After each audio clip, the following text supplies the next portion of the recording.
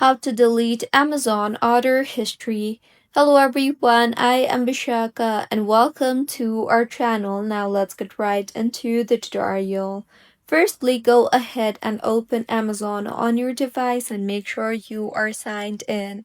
Now, tap on the returns and orders option you see there on the top right of your screen and further find the order that you want to hide.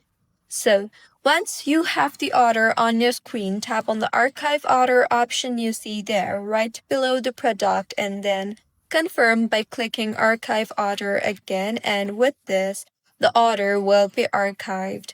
You can archive up to 500 orders per account.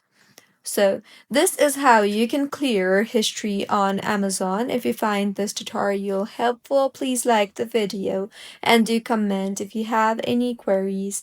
Also, do subscribe to our channel for more helpful tutorials like this. See you on the next one.